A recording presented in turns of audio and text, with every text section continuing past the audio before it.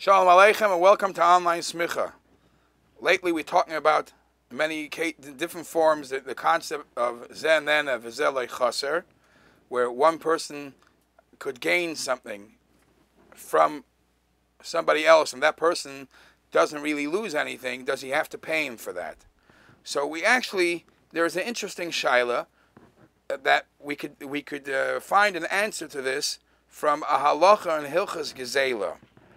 The halacha in Hilchas Gezela, Siman Shin Samach Gimel Seivav, says, Hadar b'chatzah chaveira shaloi midaitei.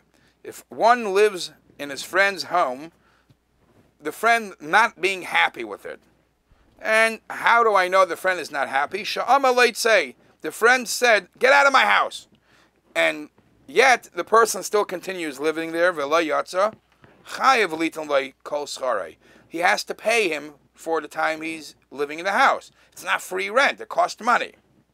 However, im lei amaleit say, if the friend never told him to leave, im oiser chatzer eine asuya l'schar, if that place where he's living, you can't rent out, you can't rent it to people, so there's no money to be made, eine tzarich laha l'schar. This person, the single person who never has nowhere else to live, who parked himself in this garage or in this apartment or this basement, where as is, you can't rent it out, it's schmutzig, it's not clean, it's not painted, whatever. So if you can't legally or halachically, we can't see how this room can be rented out, and somebody lives there, even shaloi midaitei of the owner, he doesn't have to pay. Says the Mechaber further, even though that this person individually, this person who's finding himself a free home, till now rented a home, and if you don't give him this place, he will be forced to rent a home, and somehow he will manage. Lucky him, he found himself a free place. Why? Here there's a room, here there's a basement, here there's an apartment that's vacant, and it's vacant in a way that the landlord cannot charge rent for it, and this person is living there. The landlord has no right to charge him for the money because I'm not losing. There's no expense coming out of my pocket for him finding shelter in my home. That's a rule of Zen Nena v'Zen Einei Chaser. Says the Rambam, don't push this halacha too far. This is only if he's already there. If this person, the single person who's finding a home, the homeless person is finding a home, already there, I can't charge him for it.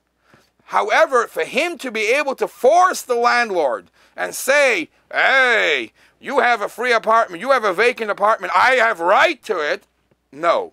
Even though we usually have the rule that koifen al midas stoim, for people to act cruel, we actually force them, we break their bad nature, and we insist that they should be nice. But you can't, that halacha won't apply here. If he's already there, I can't charge him because I'm not losing any money. That's the halacha Mechaber Ramah. An interesting shaila, where we could connect to this, is, again, Rabbi Yoshev was once asked, if somebody's flying long distance, he's flying international, and in the back cabin of the plane, it's squishy. He walks upstairs to the upper deck, and the upper floor, and over first class, it's beautiful, it's luxury, you have a place to walk around, and there's a few empty seats. Now guess what? There's nobody going around selling first class seats once the flight already took off. The first class seats are only sold before takeoff. So is this a form of Zen then, V'zelei Chaser? If I see a vacant seat, would it be a problem for me to sit down there to have a little more leg room to sleep better? And the airline is not losing any money for this. So there is an angle which might be a borderline shaila, and that is, okay, there is no loss of money by you being here, but there's extra service that is brought to the people in first class that are not for the lower cabins. And the question is, would you be able to utilize that service of the wines and the fancier food, etc., etc.? Even if that's a shaila, perhaps that's something there's a value that you could pay for. You have a couple extra bottles of wine, you have a couple of fancier drinks, pay for that.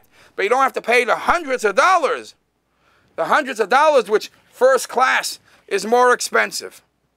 So Rabbi Elyashiv paskins that you're right. Lichatchila, I couldn't suggest that people should buy cheaper tickets and lichatchila set up their life to go and look for the first class tickets, because obviously then the business of first class will be affected. Nobody's going to buy first class, so there is a loss.